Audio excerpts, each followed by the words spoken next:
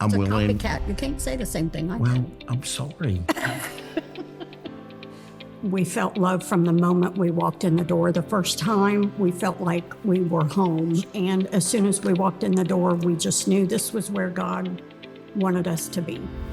Well, when I walked in, I wasn't too sure because we had visited so many churches. I wasn't sure if this was the right church for me. I'm John. This is my wife, Lisa. Right now, I'm currently helping out the hub. I've signed up to also do security. God has opened my heart. I used to think about myself. I used to put myself first, put everybody behind me. Now, God has come so much in my heart that God is first, my family second, I'm third. I try to be a woman of my word. So when I make a commitment to do something for Him, regardless of what that commitment is, it's important to do it because when God says to do something, you need to do it. I went on a mission trip several years ago to Honduras, prayed about it. I felt like it was what God wanted me to do. He didn't understand at the time because he didn't understand my strong faith. I was ready to So leave you. he was ready to leave. I didn't know when I came back if he was going to be home or not, but I felt such conviction to go. God says go, then you need to go, or you need to do whatever it is. I didn't believe that she should go to another country to take care of people when she should stay here and take care of me. As she was leaving, I basically looked at her and said, I might not be here when you come back.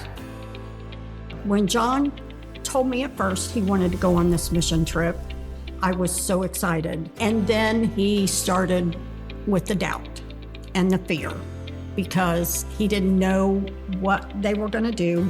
He would not be in control of any situation, and he literally almost backed out of it.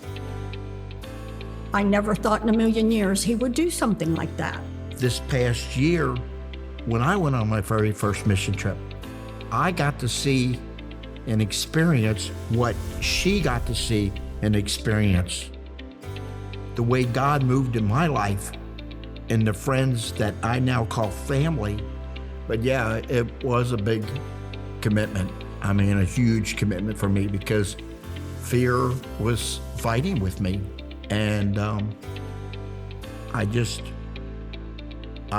hard at sticking to commitments, but now I'm not. When I say I'm going to do something, I'm going to do it. The whole Shaken experience is a total package. It's not just about one thing. It just really has made me truly understand that God really loves me and He's there for me, even when times I think He's not. So had it not be for coming to this church and the friends that we have made here and the messages, I just would be another person out there on the street that stepped away from my faith, and I can't let that happen.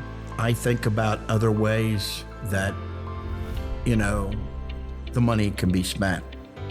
I think of other things, but then after I rethink it, I realize that I've made a commitment to God and I need to stick to this commitment. And it's hard, but I'm getting through it because God is there and I know God's going to take care of me and take care of my family. It's financially, yes, but the finances are just a part of it.